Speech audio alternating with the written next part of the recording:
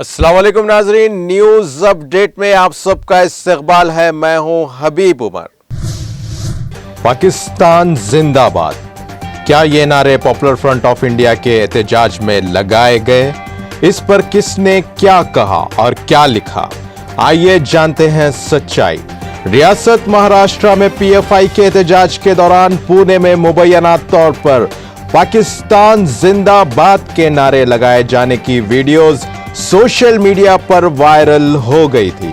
PFI के कारकुनान ने जमात के खिलाफ होने वाली कार्रवाइयों के खिलाफ पुणे में कलेक्टर ऑफिस के बाहर किया था एहतजाज और इसी दौरान पाकिस्तान जिंदाबाद के नारों का तनाजा हुआ था शुरू। इकोनॉमिक्स टाइम्स के मुताबिक इस एहतजाज के दौरान पुलिस ने तकरीबन 40 कारकुनों को कर लिया था गिरफ्तार। पाकिस्तान की हिमायत में लगने वाले नारों पर मीडिया और सोशल मीडिया सार्फिन और सियासतदानों में दौड़ गई थी गुस्से की लहर।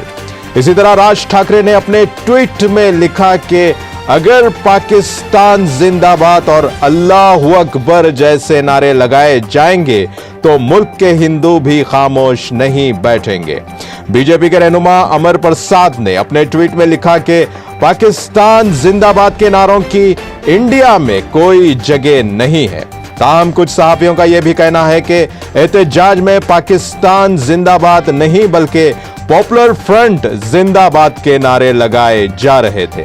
वहीं fact checking website alt news और उस हवाले से एक पूरी तहकीक की गई और उनकी तहकीक से साबित हुआ कि पुणे में होने वाले एहतजाज में पाकिस्तान जिंदाबाद के नारे नहीं लगाए गए।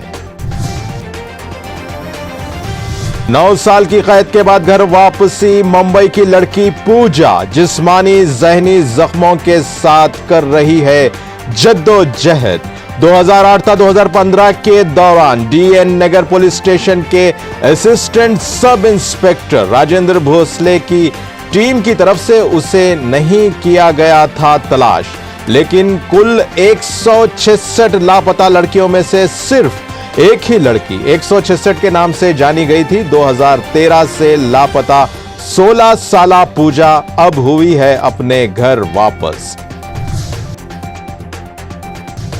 चंडीगढ़ में लाश के मिलने के 4 दिन बाद सेक्टर 18 के बाजार में मिली मुतवफ्फी की कार। मुकामी पुलिस को सेक्टर 18 के बाजार में पुनीत सोनी की सफेद रंग की होंडा सिविक कार हुई दस्तयाब, जिस पर है पंजाब का रजिस्ट्रेशन नंबर। आरएसएस के दफातर में हथियारों की मौजूदगी पर एनआईए की आंखें हो गई बंद। कर्नाटक में एसडीपीआई ने लगाया इल्जाम। मजीद कहा गया कि popular front of India PFI पर छापे अकलियतों, दलितों और दीगर मजलूम बरादरियों की आवाज को दबाने की थी एक चाल।